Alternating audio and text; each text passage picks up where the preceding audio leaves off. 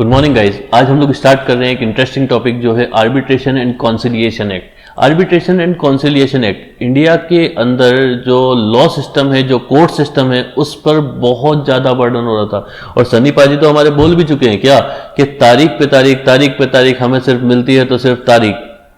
मतलब in short ये बोला जा रहा था कि कोर्ट सिस्टम के अंदर हम लोग केस तो बहुत सारे फाइल करते हैं, और शायद किसी मूवी के अंदर भी बोला गया था कि हर एक जज के ऊपर कम से कम 1-1 लाख केसेस है कि वो सोल्व कैसे करे। इन सब को रिजॉल्व करने के लिए, क्योंकि केस तो आए दिन हम फाइल कर ही देते हैं, हम बोल देते हैं किसी से भी, जनरली ही बोल देते हैं I will see you in court. मतलब मैं आपको कोर्ट में देख लूंगा। देखते हैं, अरे भाई बाहर देख लो, कोर्ट में देखने की जरूरत क्या है। तो उसी चीज से बचने के लिए हमने एक नया लॉ बनाया था। इंडियन गवर्नमेंट ने एक नया इनेक्टमेंट पास किया था जिसका नाम दिया गया था आर्बिट्रेशन एंड कॉन्सिलिएशन एक्ट।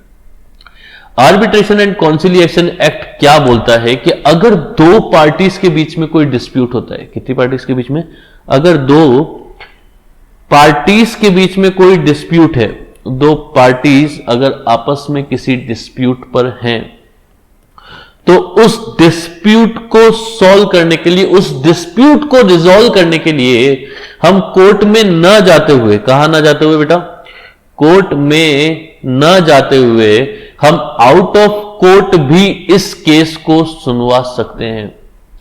मतलब दोनों पार्टीज मिलकर एक पर्सन अपॉइंट करेगी। मान लीजिए एक्स और वाई के बीच में कोई डिस्प्यूट है। किस किस के बीच में डिस्प्यूट है? एक्स और वाई के बीच में कोई डिस्प्यूट हुआ था किसी कॉन्ट्रैक्ट से रिलेटेड,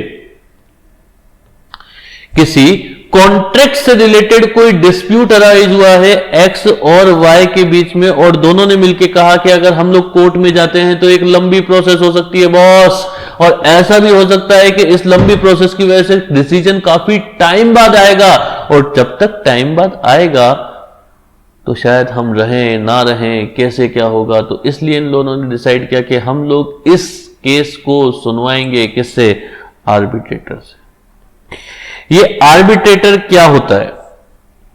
ये आर्बिट्रेटर एक पर्सन है जो एक्सपर्ट है, जिसको अपॉइंट किया है दोनों पार्टीज ने म्यूचुअली डिसाइड करके इसको अपॉइंट किया था, जो कि इन दोनों के डिस्प्यूट को रिजॉल्व करवाने का काम करेगा और अपना डिसीजन देगा, चाहे वो एक्स के फेवर में हो, चाहे वो वाई के फेवर में हो। डिसीजन किसी के भी फेवर में आता है। जिस तरह से कोर्ट का डिसीजन आता है उसी तरह से आर्बिट्रेटर भी अपना डिसीजन देता है, और जब आर्बिट्रेटर अपना डिसीजन देता है तो उसको नाम दिया जाता है अवॉर्ड।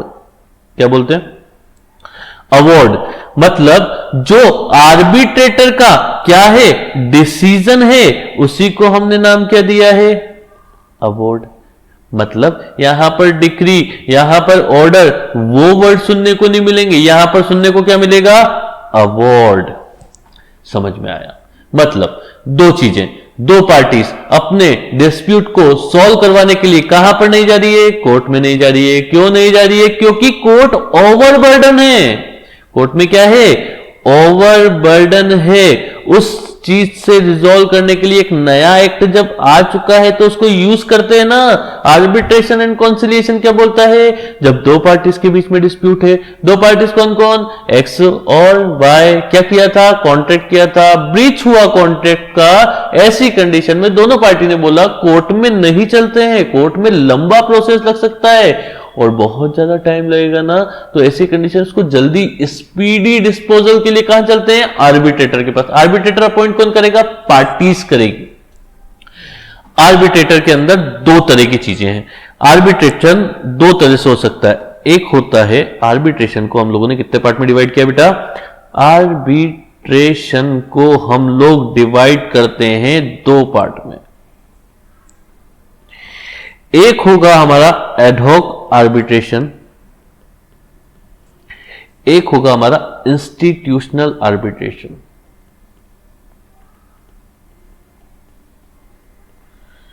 जब एडहॉक आर्बिट्रेशन की बात की जाती है तो एडहॉक आर्बिट्रेशन में क्या बोला जाता है कि जहां पर पार्टीज डिसाइड करती हैं, क्या डिसाइड करती है बेटा? पार्टीज पार्टीज डिसाइड करती हैं किसके बारे में? अपॉइंटमेंट के बारे में। किसके बारे में? अपॉइंटमेंट के बारे में। टर्म्स एंड कंडीशंस के बारे में। सब कौन डिसाइड करेगा?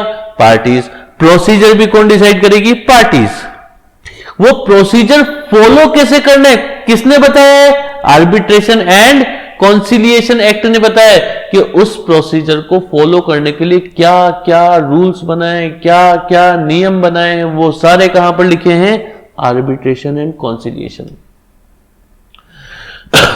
मतलब क्या हम ये बोल सकते हैं जो आर्बिट्रेटर अपॉइंट होगा, जो person as an arbitrator appoint किया जाएगा, उसको इस एक्ट के प्रोविजंस को ध्यान में रखकर अपना डिसीजन देना है, उसका अपॉइंटमेंट इस एक्ट के प्रोविजंस के अकॉर्डिंग होना है, और अगर वो कोई डिसीजन देता है तो क्या उसके अगेंस्ट अपील फाइल की जा सकती है? हां, इस एक्ट को ध्यान में रख के, इस एक्ट के प्रोविजंस को ध्यान में रख के हम लोग आर्बिट्रेशन करेंगे। सीए, सीएस, इंजीनियर्स, जो बड़े बड़े एक्सपर्ट्स होते हैं, वो लोग एज एन आर्बिट्रेटर काम कर सकते हैं। और बोला क्या गया है कि आर्बिट्रेशन दो तरह से होता है, या तो एडहॉक हम लोगों ने खुद ने डिसाइड किया है उसका अपॉइंटमेंट, हम लोग खुद भी अपॉइंट कर सकते हैं, या हम लोग डिसाइड नहीं कर रहे हैं, कहां जाना चाहते हैं? इंस्टीट्यूशन के पास। गवर्नमेंट ने कुछ इंस्टीट्यूशन भी इसके लिए क्या कर रखे हैं? डेजिग्नेट किए हुए हैं। क्या किए हैं? हमने कुछ इंस्टीट्यूशन डेजिग्नेट किए हैं, और वो डेजिग्नेटेड इंस्टीट्यूशन भी हमारे बिहाफ पर क्या अपॉइंट कर सकते हैं? आर्बिट्रेटर। क्या अपॉइंट कर सकते हैं? आर्बिट्रेटर। मतलब अगर हम दोनों पार्टीज मिलकर आर्बिट्रेटर को अपॉइंट करें तो उसको क्या लगेगा? Ad hoc arbitration. लेकिन हम दोनों पार्टीज मिलकर डिसाइड नहीं करिए, हम लोग खुद गए हैं किसके पास? किसी इंस्टीट्यूशन के पास के आप हमारे डिस्प्यूट को सॉल्व करने के लिए एक एक्सपर्ट पैनल भेजिए, उसी को हम बोलते हैं इंस्टीट्यूशनल आर्बिट्रेशन। चलेगा? एक चीज, जो आर्बिट्रेटर होंगे वो हमेशा ऑड नंबर्स में होंगे। ऑड नंबर मतलब 1, 3, 5, 7, 9। क्यों? अगर इवन नंबर में होते हैं, एक ने फेवर में एक में अगेंस्ट में दिया, तो किसका डिसीजन मानेंगे? तो इसलिए हमने बोला कि कैसे होना चाहिए? ऑड नंबर में होंगे। जो मेजॉरिटी ऑफ आर्बिट्रेटर, क्या सर एक आर्बिट्रेटर होगा या एक से ज्यादा हो सकते हैं? एक से ज्यादा भी आर्बिट्रेटर हो सकते हैं। डिपेंड करता है पार्टीज कितने आर्बिट्रेटर रखना चाहती है, या इंस्टीट्यूशन ने कितने आर्बिट्रेटर अपॉइंट किए, नेचर ऑफ केस क्या है। तो अगर जो आर्बिट्रेटर अपॉइंट किए जाते हैं किस नंबर में होंगे बेटा? हमेशा ऑड नंबर में। डिसीजन हमेशा कैसे आएगा? मेजॉरिटी से। मेजॉरिटी कैसे? अगर मान लीजिए 3 लोग आर्बिट्रेशन पैनल में हैं, तो 2 ने फेवर में एक ने अगेंस्ट में बोला, तो डिसीजन पास हो गया। तो मेजॉरिटी ऑफ आर्बिट्रेटर मिलकर डिसीजन देंगे। यहां तक कोई दिक्कत? अब एक और आर्बिट्रेशन आता है। आर्बिट्रेशन के 2 टाइप और हैं। आर्बिट्रेशन 2 तरह से और हो सकता है, या जिनको हम लोग बोले हैं कि टेरिटोरियल बेसिस पर हमने 2 पार्ट में आर्बिट्रेशन को डिवाइड किया है। फर्स्ट है डोमेस्टिक आर्बिट्रेशन, और दूसरा क्या है? International commercial arbitration. दोनों के बारे में चैप्टर में बहुत डिटेल से पढ़ने वाले, बस अभी सिर्फ समझने का है कि अगर इंडिया के अंदर दोनों पार्टीज हैं, दोनों पार्टीज इंडिया से ही बिलोंग करती है, तो ऐसी कंडीशन में हम बोलते हैं कौन सा आर्बिट्रेशन लगेगा? Domestic arbitration. जबकि एक पार्टी इंडिया की, एक पार्टी इंडिया के बाहर की है, तो ऐसी कंडीशन में कौन सा आर्बिट्रेशन लगेगा? International commercial arbitration. इंडिया के अंदर कोई आर्बिट्रेशन होता है तो आर्बिट्रेशन एंड कॉन्सिलिएशन एक्ट चलेगा। आर्बिट्रेशन एंड कॉन्सिलिएशन एक्ट चलेगा। लेकिन अगर इंडिया के बाहर कोई आर्बिट्रेशन, कोई डिस्प्यूट होता है, तो ऐसी कंडीशन में अनसेट्रल लॉ को फॉलो किया जाता है। ज्यादा डिटेल में है नहीं, फिर भी हम लोग पढ़ते हैं क्या है, यूनाइटेड नेशन ने एक लॉ बनाया हुआ है कि जो मेंबर्स कंट्री के अंदर कोई अगर डिस्प्यूट होता है, रिलायंस इंडिया की है, फॉरेन की एप्पल कंपनी है, दोनों के बीच में कोई डिस्प्यूट अराइज हुआ तो वो कोर्ट में सेटलमेंट ना करते हुए आर्बिट्रेटर को अपॉइंट कर सकते हैं, दोनों मिलकर आर्बिट्रेटर अपॉइंट करेंगे। लॉ कौन सा फॉलो करना होगा, अनसेट्रल लॉ मॉडल फॉलो करना होगा। ऐसा भी होता है इंडिया की गवर्नमेंट या फॉरेन की गवर्नमेंट में कोई एग्रीमेंट में किसी डिस्प्यूट हो जाता है तो ऐसी कंडीशन में भी सॉल्व किया जाएगा आर्बिट्रेशन के थ्रू, और आर्बिट्रेशन कौन सा लॉ फॉलो करेगा, अनसेट्रल लॉ मॉडल। यहां तो कोई दिक्कत नहीं। लेकिन इस चैप्टर के अंदर बार बार आपको दो टर्म सुनने को मिलेगी हमेशा, जहां पर भी यूज किया जाएगा वर्ड कोर्ट। क्या यूज किया जाएगा बेटा, अगर एक वर्ड यूज किया जाता है कौन सा, कोर्ट, तो कोर्ट के केस में हमें दो तरह की कोर्ट के बारे में डिस्कस करना होगा। अगर कोई डिस्प्यूट किससे रिलेटेड है, डोमेस्टिक आर्बिट्रेशन से रिलेटेड है। किससे रिलेटेड है बेटा, डोमेस्टिक आर्बिट्रेशन से रिलेटेड है। या फिर डिस्प्यूट होगा इंटरनेशनल कॉमर्शियल आर्बिट्रेशन से।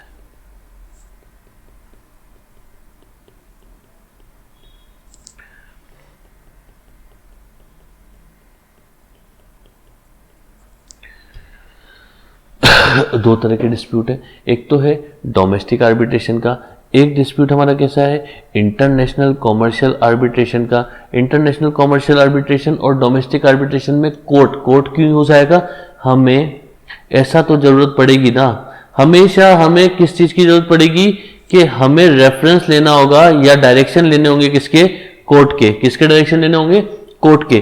तो कोर्ट के डायरेक्शन लेने के लिए, किसके लेने के लिए, कोर्ट के डायरेक्शंस लेने के लिए हमें बार बार कोर्ट के पास जाना पड़ेगा। और डोमेस्टिक आर्बिट्रेशन में हाई कोर्ट और इंटरनेशनल आर्बिट्रेशन के अंदर, इंटरनेशनल कॉमर्शियल आर्बिट्रेशन के अंदर सुप्रीम कोर्ट को डेजिग्नेट किया है कि अगर फ्यूचर में कोई रेफरेंस की जरूरत पड़ती है, आर्बिट्रेशन कौन कर रहा है, independent party, independent impartial party जब आर्बिट्रेशन करती है तो कई बार उसको असिस्टेंस, हेल्प की जरूरत लगेगी, वो कई बार मैटर में उलझेगा भी सही, तो उसके लिए वो हेल्प ले सकता है किसकी, कोर्ट की। और कोर्ट का मतलब यहां पर क्या, डोमेस्टिक आर्बिट्रेशन के केस में हाई कोर्ट और इंटरनेशनल कॉमर्शियल आर्बिट्रेशन के केस में सुप्रीम कोर्ट को डेजिग्नेट किया है। किस चीज के लिए डेजिग्नेट किया बेटा, कि आप इनको सपोर्ट करेंगे, इनकी हेल्प करेंगे। यहां तक कोई दिक्कत। हम लोग जो पढ़ रहे हैं वो किसके बारे में बात कर रहे हैं, आर्बिट्रेशन के बारे में। एक फटाफट से क्विक अपडेट ले लेते हैं वापस से, क्या बोला जा रहा है, चलिए सुनिएगा। जब हम लोगों ने स्टार्ट किया था आर्बिट्रेशन एंड कॉन्सिलिएशन एक्ट, तो यहां पर क्या बोला था कि दो पार्टीज के बीच में जब डिस्प्यूट होता है तो वो कोर्ट में नहीं जाने। कहां नहीं जाने बेटा, कोर्ट में नहीं जाने। क्यों नहीं जाने, क्योंकि कोर्ट क्या है, ओवरबर्डन है, बार बार कोर्ट में नहीं जाया जाता। अगर कोर्ट में जाते हो तो लंबा टाइम लग सकता है, तो हम लोगों को कहाँ जाना पड़ेगा, आर्बिट्रेशन।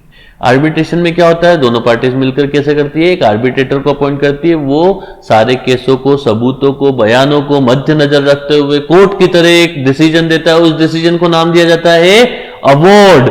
और अवार्ड देने से पहले हम लोगों ने देखा था आर्बिट्रेटर को कैसे अपॉइंट किया जाता है, ऑड नंबर में, वो इवन नंबर में नहीं होंगे। डिसीजन कैसे देंगे, मेजोरिटी से। कैसे डिसीजन देंगे, मेजोरिटी से।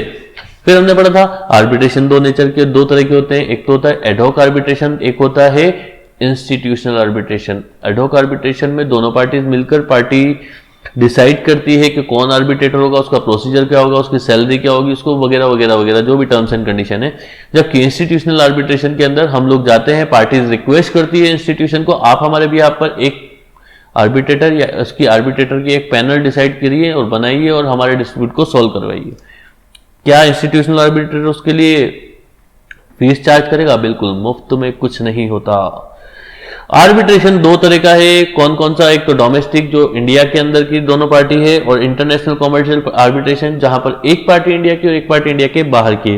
कोर्ट का मतलब यहां पर दो तरह के कोर्ट बताए हैं। डोमेस्टिक आर्बिट्रेशन के केस में high court, international commercial arbitration के केस में सुप्रीम कोर्ट। जब हम लोग आर्बिट्रेशन के बारे में पढ़ चुके हैं तो अब हमें पढ़ना भी चाहिए कॉन्सिलिएशन के बारे में। किसके बारे में? कॉन्सिलिएशन के बारे में। अब ये कॉन्सिलिएशन क्या होता है? कॉन्सिलिएशन क्या होता है? कॉन्सिलिएशन का मतलब बताया है समझौता। हम लोग क्या बोल सकते हैं इसको? समझौता करवाना, मतलब सेटलमेंट करवाना। किसके बीच में? पार्टीज के बीच में। हम लोग, ये पहली बात तो इनफॉर्मल प्रोसेस है। कैसी प्रोसेस है? एक इनफॉर्मल प्रोसेस है। कई बार हम लोग देखते हैं दो पार्टीज के बीच में डिस्प्यूट हो जाता है, हस्बैंड और वाइफ के बीच में डिस्प्यूट हो जाता है। नई नई शादी हुई थी, हस्बैंड और वाइफ के बीच में डिस्प्यूट हुआ। घर के जो बुजुर्ग हैं वो आते हैं और बोलते हैं कि नहीं, तुम्हें ऐसा नहीं करना चाहिए, तुम्हें वैसा नहीं करना, तुम ये करो, तुम वो करो, हमें देखो, हम भी तो तुम्हारी मम्मी को इतने टाइम से लेके बैठे हुए हैं, वगैरह वगैरह वगैरह। ये सब क्या है? कॉन्सिलिएशन। और ये जो दोनों पार्टीज के बीच में इस केस को रिजॉल्व करवाया जाता है। आपके साथ भी कभी ऐसा होता होगा, आपका कोई फ्रेंड है, दो फ्रेंड्स के बीच में कोई डिस्प्यूट अराइज हुआ, तीसरा बोलता है तुम्हारे बीच में क्या चल रहा है, क्यों बात नहीं कर रहे एक दूसरे से? उस चीज को रिजॉल्व करवाना, ये क्या प्रोसेस है? पूरी कॉन्सिलिएशन। कैसी प्रोसेस है? इनफॉर्मल। जबकि आर्बिट्रेशन कैसी होती है? फॉर्मल। समझ में आ रहा है? मतलब कॉन्सिलिएशन का सीधा सा मीनिंग क्या है? जब दो पार्टीज के बीच में डिस्प्यूट है ना, तो वहां पर कोई डिसीजन नहीं देना, डिसीजन नहीं देके क्या कहना है? दोनों की पार्टीज के डिस्प्यूट को रिजॉल्व करना है। कैसे? आपसी बातचीत से। मतलब दोनों पार्टीज कैसी पोजीशन में? विन विन पोजीशन में। जबकि आर्बिट्रेशन में एक पार्टी तो जीतती है और एक पार्टी लूजर है ना? मतलब कॉन्सिलिएशन का कोई और एग्जांपल अगर आपने देखी है, तनु वेट्स मनु रिटर्न। तनु वेट्स मनु देखिए, तो वहां पर बोला गया था कॉन्सिलिएशन का मतलब क्या? कि जब वो जज बैठे हो या कुछ लोग बैठे होते हैं बीच में, या फिर कुछ पार्टीज बैठी है, और एक तरफ कंगना और एक तरफ कौन, आर माधवन जो बैठे थे, वो कहते थे कि कोई लाइफ को झंड कर दिया है, इंटरेस्टिंग नहीं है, वगैरह वगैरह। तो बोलते, जो पैनल बैठती है वो बोलती है कि आपको ऐसा करना चाहिए, आपको वैसा करना चाहिए। ऐसा थोड़ा ना कि भैया डिस्प्यूट हुआ डायरेक्ट जाकर एक पति बोलता है कि मेरे को तलाक चाहिए, तलाक दे दो। पहले कोर्ट भी कोशिश करती है कि हो सके तो आप साथ में रहिए। अगर कोशिश करती हैं, अगर आप रह सकते हैं तो अच्छी बात है, नहीं रह पाते तो फिर हम आगे की प्रोसेस पे चलेंगे। वरना पहला ऑप्शन क्या दिया जाता है? आप इसको रिजॉल्व कीजिए। इसी तरह से जब दो पार्टीज हैं, शर्मा जी हैं, वर्मा जी हैं, दोनों के बीच में कोई डिस्प्यूट अराइज हुआ, इस केस को सॉल्व करने के लिए शर्मा जी और वर्मा जी क्या करते हैं? एक कॉन्सिलिएटर को भी अपॉइंट कर सकते हैं। जैसे राम मंदिर विवाद के अंदर, जब राम मंदिर विवाद हुआ था, दोनों पक्षों को सुनने के लिए बोला था कि एक पैनल डिसाइड की थी कि आप कोशिश कीजिए दोनों के बीच में एक समझौता कर, कॉन्सिलिएशन करवा दिया जाए, समझौता करा दिया जाए, दोनों एग्री हो जाएं उस मंदिर के लिए या मस्जिद के लिए। पर ऐसा हो ना सका, दोनों एग्री नहीं कर रहे। पैनल ने बोले कहा इन लोगों के बीच में फेंक दिया रहा है हमको, ये मानते ही नहीं है दोनों। तो ऐसी कंडीशन में फिर सुप्रीम कोर्ट को इंटरफेयर करना पड़ा। ये कॉन्सिलिएशन का ही पार्ट था स्टार्टिंग में, जब दोनों पार्टीज को बोला था कि आप मिलकर डिस्प्यूट को सॉल्व कर लेते हैं। आइए, मुकेश अंबानी अनिल अंबानी के बीच में जब प्रॉपर्टी के विवाद चल रहा था, प्रॉपर्टी के उस पूरे मंजर को खत्म करने के लिए जो उनकी मां थी, उन्होंने बीच में बैठी और वकीलों की लॉयर्स को साथ में बिठाया और बोला कि तुझे इतनी प्रॉपर्टी दी जाएगी, तुझे इतनी प्रॉपर्टी दी जाएगी, दोनों के बीच में सेपरेशन कर दिया गया। ये पूरी प्रोसेस भी क्या है? अपने आप में एक कॉन्सिलिएशन। मतलब कॉन्सिलिएशन होता क्या है? एक इनफॉर्मल प्रोसेस है जहां पर डिस्प्यूट को सॉल्व किया जाता है। जबकि आर्बिट्रेशन क्या होता है? वहां पर डिस्प्यूट तो सोल्व होता है, लेकिन एक फॉर्मल प्रोसीजर है, वहां पर डिसीजन होता है। जो फॉर्मल प्रोसीजर में डिसीजन आता है तो उसको हमने आर्बिट्रेशन के अंदर नाम दिया था अवॉर्ड। जबकि यहाँ पर अगर कोई डिसीजन आता है जो सेटलमेंट, डिसीजन तो आता नहीं है, यहाँ पर सेटलमेंट होता है, तो उसको हम नाम देते हैं सेटलमेंट एग्रीमेंट। सेटलमेंट एग्रीमेंट चलेगा। तो दो चीजें हम लोगों ने देखी है, क्या क्या? एक तो सेटलमेंट एग्रीमेंट, एक कॉन्सिलिएशन के अंदर जो डिसीजन आता है उसको हम क्या बोलते हैं? Settlement agreement. जबकि आर्बिट्रेशन के अंदर जो डिसीजन आता है उसको बोलते हैं हम लोग आर्बिट्रल अवॉर्ड। तो ये हम लोगों को करना है।